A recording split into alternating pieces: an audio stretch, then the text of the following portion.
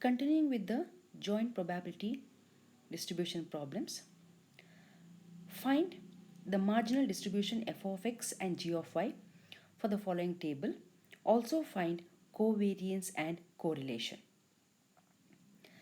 Now before we go for marginal distribution table, we need to first find the row sum and the column sum.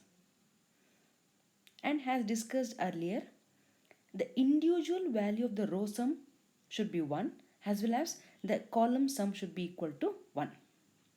Now from the given distribution table, it is very clear that the x values will be 1, 3 and the y values will take minus 3, minus 2 and 4.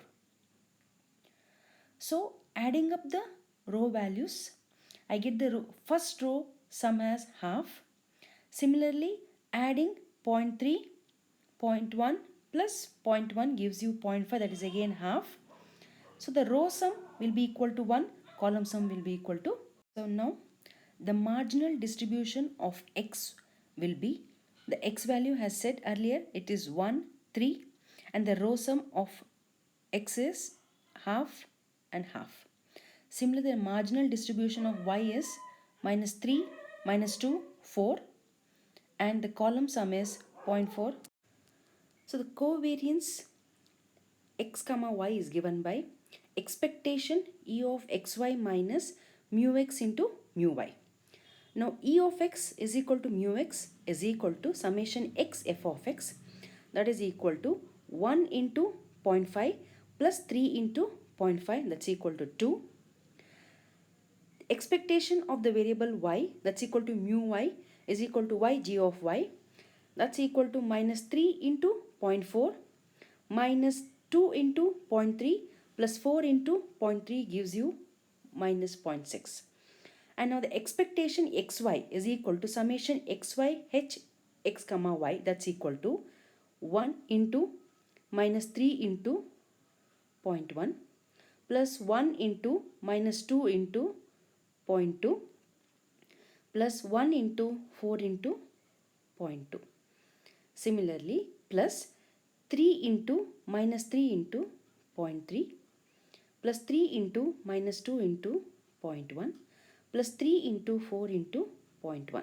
On simplification, the value is minus 2. The covariance is equal to expectation e of xy minus mu x mu y, that's equal to e of x, we have got it as minus 2. So minus of mu x is 2 into minus 0.6 gives you minus 0.8. The correlation xy is given by covariance of xy divided by sigma x, sigma y. Now sigma x is equal to variance x, that's equal to e of x square minus mu x square. E of x square, expectation of x square is equal to summation x square f of x. So squaring the x term and multiplying with the first value, that is 1 square is 1 into 0.5 plus 3 square is 9 into 0.5 gives you 5. Sigma square x is 5 minus 4 is equal to 1, therefore sigma x is 1. Similarly, sigma square y is equal to variance y, that's equal to e of y square minus mu square y. Squaring the y terms and multiplying it with g of y, 9 into 0.4 plus 4 into 0.3 plus 16 into 0.3, it gives the value as 9.6. Therefore, sigma square x is equal to 9.6 minus mu square y, that's equal to 9.24. Sigma y is equal to 3.03. Therefore, the correlation is minus 0.8 divided by 1 into 3.03 as minus 0.2640. So let us continue with the second problem. Find the marginal distribution of f of x and g of y, and also verify whether the variables x and y are statistically independent or only independent. Now here from the joint probability distribution table, it clearly indicates x takes the values 1, 3, 6 and y also takes the values 1, 3, 6. For the marginal distribution table to be formed, the row sum and the column sum has to be found out. So the row sum for the first row will be 1 by 9 plus 1 by 6 plus 1 by 18 as 1 by 3. The second row 1 by 6 plus 1 by 4 plus 1 by 12 will be 1 by 2. And the third row 1 by 18 plus 1 by 12 plus 1 by 36 is equal to 1 by 6. And if all these values are added, it is 1 by 3 plus 1 by 2 plus 1 by 6 gives you 1. Similarly, the column sum 1 by 9 plus 1 by 6, 1 by 18 is 1 by 3. 1 by 6 plus 1 by 4 plus 1 by 12 is half. 1 by 18 plus 1 by 12 plus 1 by 36 is 1 by 6. And all these values added up gives the value as 1. Now the marginal distribution of x and y will be, the x values are 1, 3 and 6, and the row sum what we have got is 1 by 3, 1 by 2, 1 by 6. The marginal distribution of y will also be 1, 3, 6, and the column sum what we have got is 1 by 3, 1 by 2 and 1 by 6.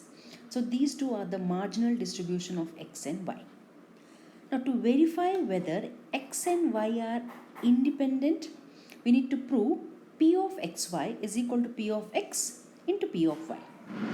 Now p of xy, that is when x is 1, y is 1, the value is 1 by 9. And if we individually take from the marginal distribution table, p of x is equal to 1 by 3 and p of y is equal to 1 by 3, that adds up to 1 by 9. So this and this values are equal.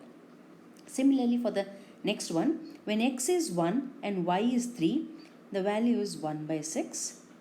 Now when p of x is 1, we have 1 by 3, and when p of y is 3 here, I have 1 by 2. When product is equal to 1 by 6, they are same. Likewise for the third one, when x is 1, y is 6, the value is 1 by 18. And when x is 1, that is 1 by 3, and y is 6, that is 1 by 6, when multiplied gives you 1 by 18. Now this should have been 1 by 18. Likewise for the next one, when p of x is 3 and y is 1, I have 1 by 6. And when p of x is 3, that is half, and p of y is 1, that is 1 by 3, gives you equal to 1 by 6. Now these should be verified for all values of x and y and with the joint probability table. If all the values are same, are equal, then we say that is for all p of xi yj is equal to p of xi pyj, then x and y are independent. Even if one value is not same, it becomes dependent. Now you can see for p of x is equal to 3, that is half, and p of y is equal to 3, again I have got half. So half into half is 1 by 4, they are 1 by 4. Now p of x 3 and y 6 is 1 by 12, and p of x is half, p of y is 1 by 6 gives you 1 by 12. So all the values can be verified and they happen to be equal. Thus for all p of xi yj is equal to p of xi p of yj, therefore x and y are independent.